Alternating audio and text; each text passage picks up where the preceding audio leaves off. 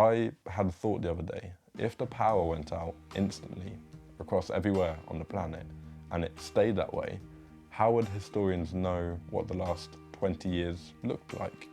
Think about it, it's a funny thing.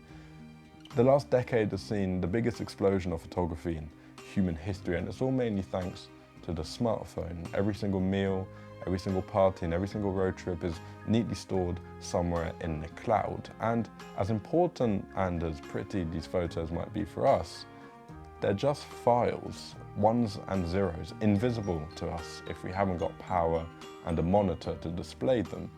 And this got me thinking, if that were to disappear overnight, what would be left? Negatives, on the other hand, are different than that. You could, in theory, enter my home, please don't, and see with your very own eyes my memories, my holidays, my road trips, and people that matter a lot to me, all just by holding a piece of plastic to a lamp. And that, for me, is the art of analogue.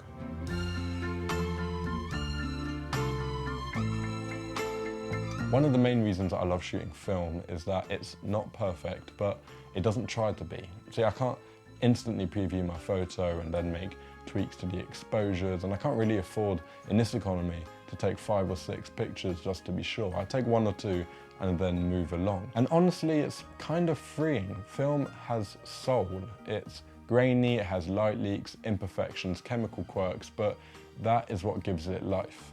One of my recent niche interests has been old postcards from the 1950s and 1960s showing motels and diners or roadside attractions.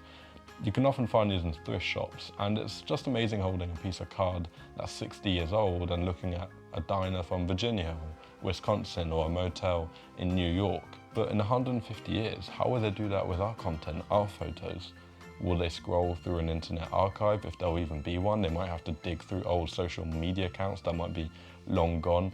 They could even try and Google it if Google even exists then. And all that is completely fine. I just find it a bit sad. I shoot film, as I've mentioned on this channel, for a multitude of reasons, but beyond the art and the aesthetic, one of the main reasons that pushes me to use film is preservation. When I keep old photos in an old book in my room, I'm not only keeping photos, I'm preserving memories, birthday parties, trips with Natalie, times with my family, or even aesthetic shots of buildings, let's say, but I get to keep all that in a physical format. Now, obviously you can do this with digital on SD cards and things like external hard drives, but will they last forever? How many times have you lost an SD card or a hard drive, and have you ever had to reformat it so you can use it on a modern computer? With a negative, all you need is a bit of light. Obviously you can do this in a digital age with SD cards and hard drives and stuff like that, but it's not really the same. First of all, how many times have you lost a hard drive or an SD card? I've definitely done it a lot before. And how many times have I had to completely reformat a hard drive because it didn't work with a more modern piece of technology? With a negative, all you have to do is hold it up to a bit of light. And now I can physically keep my memories for as long as I want, somewhere stored away in a book. And in essence, it's not just photos that I'm keeping, it's the photos in their purest form, as negatives. Now, there's always been a debate on film versus digital, and to be honest, these days I don't really take sides. I've made videos about this before, but I see the benefits of digital photography, of course. It's completely democratized the whole process of taking photos. Everyone can take pictures now, and that's absolutely brilliant. But as I've mentioned countless times now on this channel, I do think digital photography has taken away one really important thing, and that's slowness. I think film photography teaches you all about being slow, being precise, and that is something I find incredibly important. Now, people do often ask me, Sam, why do you still shoot film, especially in today's economy? And to be completely honest, I haven't really got an answer yet.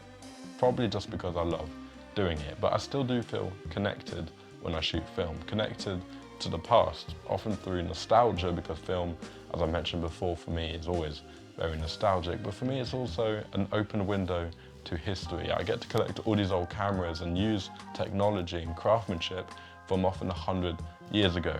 And that is something I find very important. I'm preserving history on a very small scale, for me at least, by collecting all these old cameras. And that is why I love negatives so much. And maybe I shoot film because deep down I think that in 100 years someone might stumble across my own negatives and hold them up to the light and see a road that I once drove down or a friend that I once knew, and for a small second will get a glimpse of my life as I saw it. So I'll keep shooting photos and I'll keep preserving my negatives, and most importantly, I'll keep celebrating the art of analogue, because At the end of the day, memories deserve to be held.